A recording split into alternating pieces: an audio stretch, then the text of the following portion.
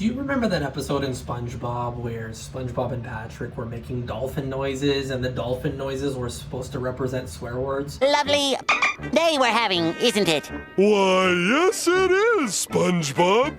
This day is particularly lovely.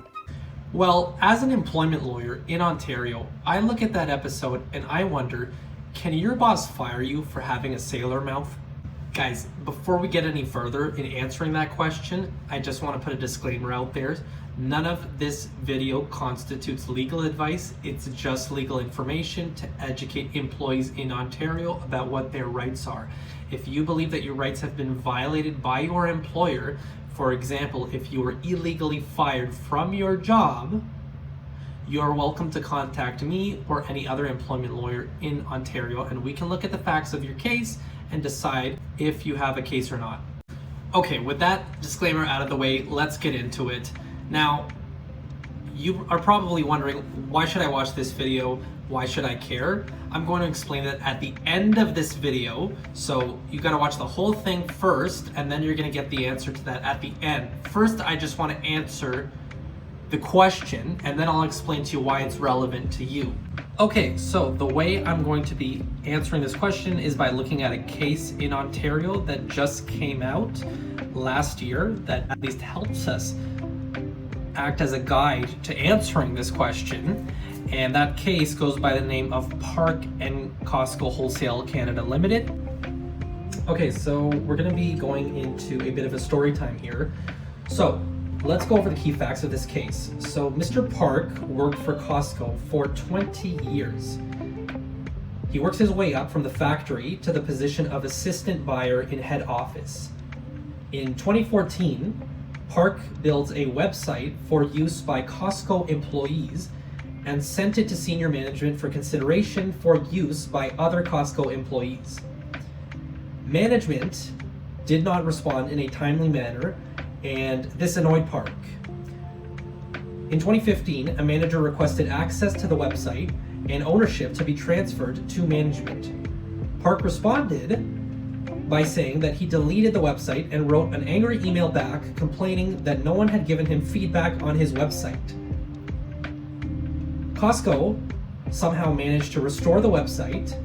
However, Park then deleted it a second time.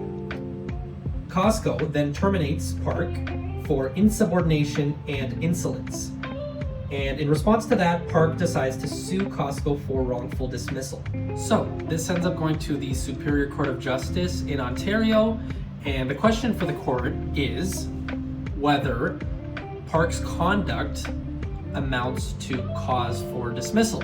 Now, for those of you wondering what exactly is cause for dismissal, I'm not going to go into it too much in this video because I actually intend to make a separate video specifically for that question. But basically, in a summarized version, cause for dismissal is when your employer in Ontario is allowed to fire you without giving you notice or any form of dismissal pay, so no severance or anything like that, because what you did was so bad, or you could have done multiple things that combined were so bad that they were legally allowed to fire you on the spot.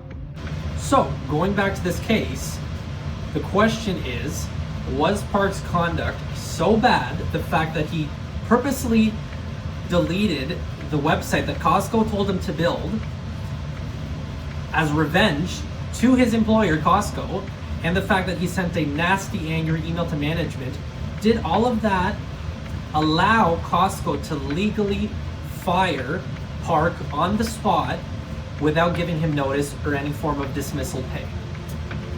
And the court answered that question in the affirmative. Yes, we're allowed to fire you because of what you did, Mr. Park. Specifically, what the court said was, Mr. Park's misconduct can only be described as intentional and deliberate.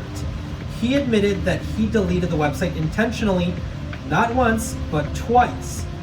He testified that he was angry that Costco had not shown enough interest in the website sooner, and that he felt Costco did not deserve to have the product of his hard work. He wanted to make sure the website was gone for good, and explained that is why he took the steps he did to delete the website a second time.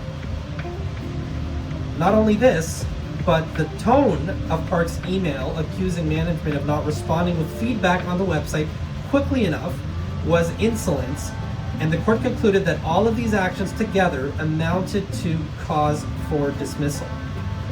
Okay, so if you made it this far in the video, you might be wondering, why should I care?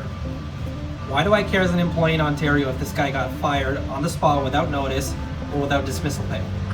The reason why you should care is because an employee like Mr. Park, who worked for their employer for 20 years, should have been entitled to a lot of money upon dismissal. That can either be in the form of notice, so that he has a lot of time to look for another job, or it could have been pay instead of the notice, or it could be some sort of a combination of the two. I've seen that as well.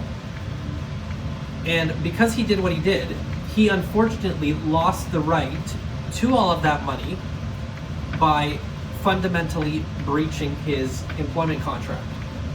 So the moral of the story is, if you have problems with your management, as Mr. Park seemingly did, and you think that management is comprised of a bunch of jerks, and you want to send them a nasty email showing your peace of mind, hold off on the email, contact an employment lawyer instead.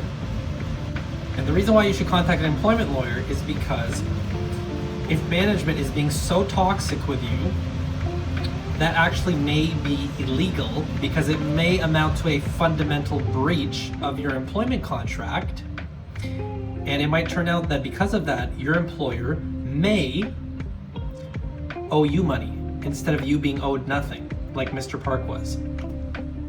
So on that note, keep the sailor mouth to yourself. This has been Andre Issa, your friendly neighborhood employment lawyer, and until next time.